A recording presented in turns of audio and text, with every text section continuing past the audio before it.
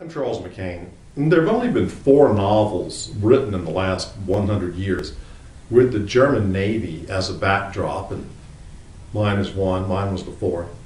The other 3 are by Germans, not surprisingly, and one of those, which is quite good, is called Sharks and Little Fish, and it was written by a German U-boat captain after the war, but half of the book is about life aboard German minesweepers, which was pretty brutal.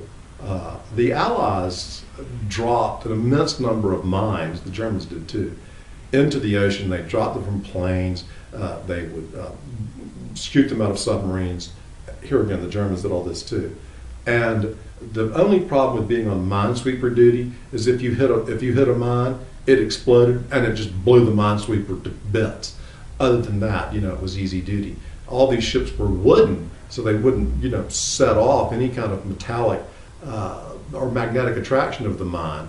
And it was kind of primitive, since when they found a mine, because they would trail these large parvanes, they called them, and actually they were literally wires, stiff wires on booms, trailing off the back of the boat that would cut the chains that held the mines where they were. And these chains were weighted in such a way, and didn't go to the bottom of the ocean, to keep the mine right below the surface.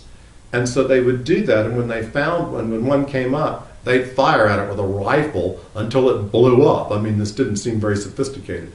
But Sharks and Little Fish, it is the only book by a German officer about life on these little ships, as well as just the daily life of these men and these sailors that he knew. It's very gritty. They're always going to this house of prostitution, and it really gives you an idea of these people as men, and many of them are not well educated, and it gives you very, very much a sense of what it was like in that era to be in the German Navy. So Sharks and Little Fish, I give it 4 stars because it isn't terrifically well written, or maybe it's just not well translated, but it's not quite as good as it could be. Sharks and Little Fish by Wolfgang Ott, 4 stars.